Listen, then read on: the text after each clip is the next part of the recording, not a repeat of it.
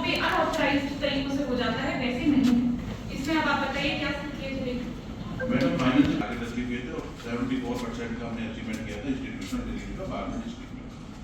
और जो अप्रैल से लेकर अक्टूबर तक के डाटा जो आज की तारीख में हमारे पास में है, हमें एनुअल टारगेट मिला हुआ है 1969 का हमने अचीवमेंट कर लिया है जो कि 75% हमारा है, यानी कि 1% वृद्धि की होगा अक्टूबर तक।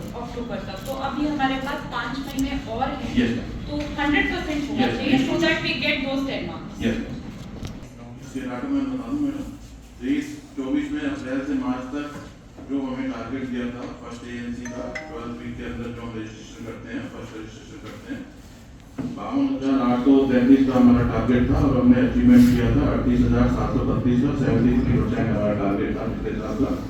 आपको भी इक्वली इम्प्रूव होना पड़ेगा और एक मिशन मोड पे काम करना पड़ेगा, तब जाके हम जो एक holistic growth and development ladies का जो एलिमेंट चाह रहे हैं वो तभी पॉसिबल है।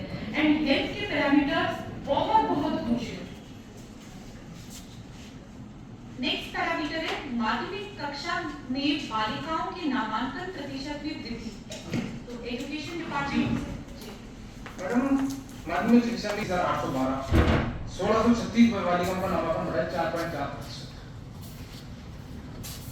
इसमें तो I think cut off date होती है तो वो तो शायद निकल के प्रॉपर्ली है ना, पूरा प्रोसेस फॉलो होके जी उनका हो जाए। ठीक है। नेक्स्ट पैरामीटर है जिले में कुल स्कूलों की तुलना में क्रियाशील शौचालयों का प्रतिशत संख्या। मैडम ये 100% से कोई वो स्कूल्स की भी जो लिस्ट है उसमें रैंडम टीम इंस्पेक्ट करेगी कि वास्तव में क्या वहां के टॉयलेट्स फंक्शनल हैं या नहीं, या बालिकाओं को अभी भी असुविधा है या नहीं। लास्ट पैरामीटर है ये पुलिस विभाग से संबंधित है। कोई आई है एसपी साहब के प्रतिनिधि? जी। पॉक्सो एक्ट के तहत दर्ज मुकदमे और उनके निस्तारण का प्रतिशत। इसमें क्योंकि पुलिस विभाग की भी बहुत अहम भूमिका है महिलाओं को सुरक्षित महसूस कराने के लिए, तो उस पे ये बताइए कि पिछले वर्ष से और इस वर्ष में क्या फर्क है, कितने मुकदमे दर्ज हैं, कितनों का निस्तारण आप कर पाए?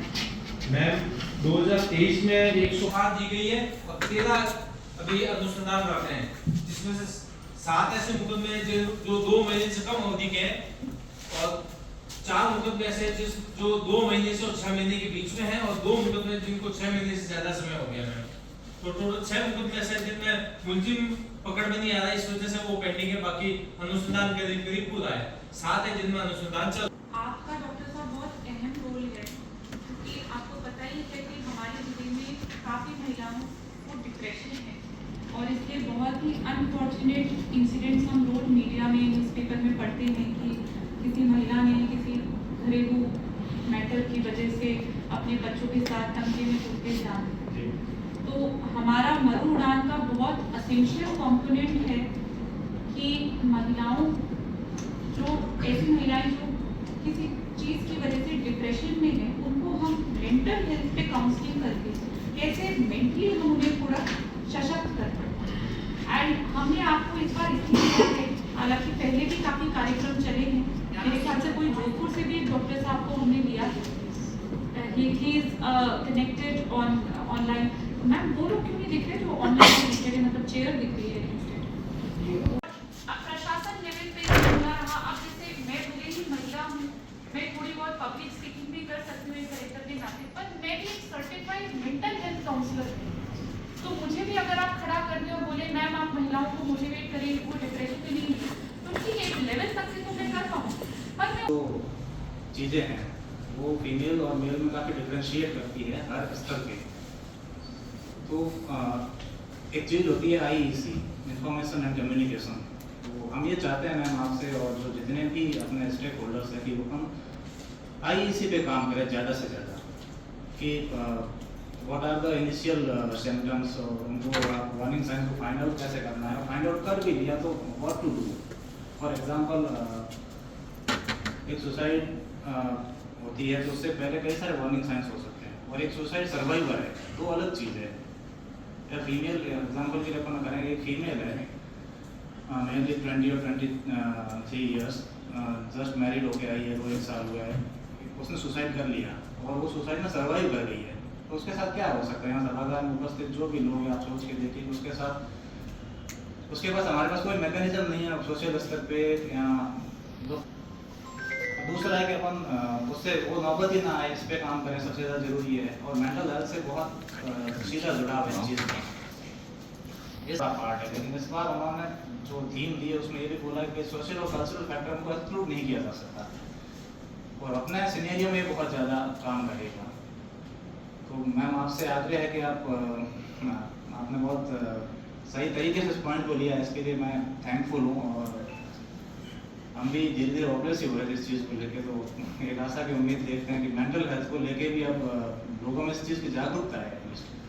ये जो आपने सोशल कल्चरल, उसमें मैंने अपने सारे एसडीएम्स को ये जरूर कहा है कि जो महिलाएं आ रही हैं उनके साथ कोई भी उनका उनके हस्बैंड या उनके फादर इन लॉ या कोई भी आ रहा हो, वो कृपया करके हॉल के अंदर, क्योंकि वो उनके प्रेजेंस में बोल ही नहीं पाते।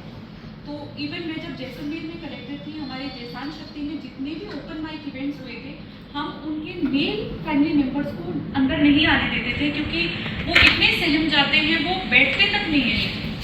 तो ये क्योंकि महिलाओं के लिए कार्यक्रम है, तो वो आए, बाहर वेट करें, पर अंदर सिर्फ हम उन महिलाओं से ही बात करेंगे, उन्हीं को सुनेंगे। तो आपके भी 1-on-1 सेशंस या ग्रुप में जो आप सेशंस देंगे वहाँ पे, तो उसमें वी विल इंश्योर कि अगर कोई मेल प्रेजेंस भी है तो वो जैसे हमारे डीएलओ है या एडीएम साहब है या एसडीएम साहब है, बट उनके घर का कोई नहीं, वो बाहर वेट कर सकते हैं। तो वो हमने थोड़ा सा, क्योंकि अब ओवरनाइट तो जो कुछ गलत चीज़ें हैं वो तो हम नहीं कर पाते टैकल, एकदम ओवरनाइट तो होता नहीं, बट फिर भी अगर वो एक कंफर्टेबल माहौल हम उन्हें दे पाए और वो उसमें बात कर पाए, जो आपने कहा जो 2 स्ट्रेटेजी है, तो वो कुछ हद तक मुझे लगता है कुछ तो इफेक्ट उसका पड़ेगा। तो बाकी जो डॉक्टर साहब जोधपुर से जुड़े हैं वो कुछ कहना चाहेंगे? करण साहब, आप एक बार फुल स्क्रीन पे हैं, आप अपना इंट्रोडक्शन दे दें प्लीज, हमारे काम रखें। So first of all, thank you for that. Ma'am, I am advocate Indu Tomar. I have worked as a criminal lawyer for 10 years, and after that I have shifted my work towards the psychology